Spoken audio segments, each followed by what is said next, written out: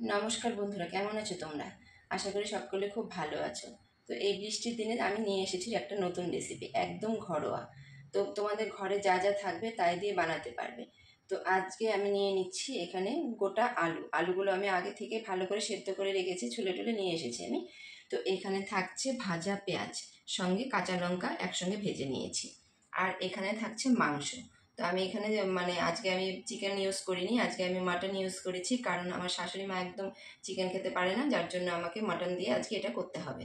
তো এটাকে আমি ভালো করে কষিয়ে নিয়ে এসেছি। আর এখানে আমি এখন আলুটাকে মেখে নেব। তো একদম সোজা, খুবই সোজা এই রেসিপিটা, তোমরা একটু দেখতে থাকো পুরো ভিডিওটি, আশা করি ভালো লাগবে।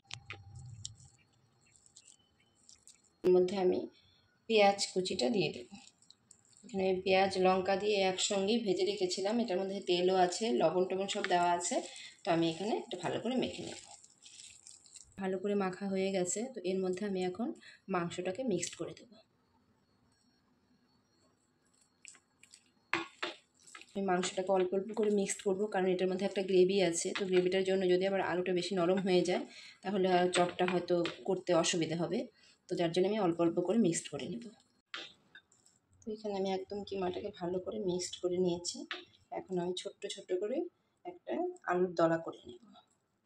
করে দেখো, কিমাটাকে নিয়ে আমি এখানে একসঙ্গে একটা দলা করে দেব।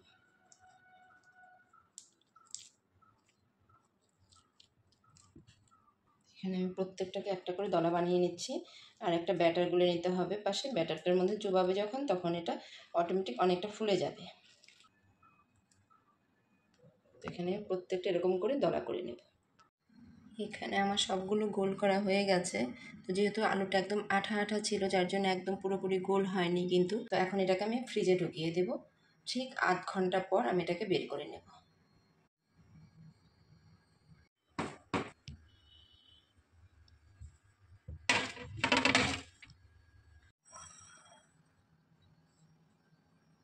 একটু চালের গুঁড়া আর একটু বেসন দিয়ে আমি একটা ব্যাটার তৈরি করে নেব। যেহেতু আমার কাছে বেসনটা বেশি নেই, তো আমি এখানে চালের গুঁড়োটাই বেশি দিচ্ছি। অল্প বেসন দিয়ে একটু নুন আর একটু হলুদ দিয়ে এটাকে আমি একটু জল দিয়ে গুলে রেখে দেব। পরিমাণ মতো জল দিয়ে একটা গ্রেভি তৈরি করে নেব। এটা বেশি নরম করা যাবে না, কারণ এর মধ্যে পরে একটা ডিম ভেঙে দিতে হবে। তো ডিমে অল্প জল থাকবে, যার জন্য বেশি নরম করা যাবে না।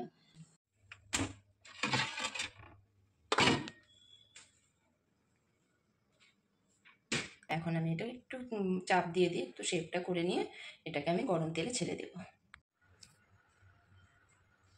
এখানে এখন ফ্রাই প্যানটা বসিয়ে দিয়ে আমি তেলটা দিয়ে দিব।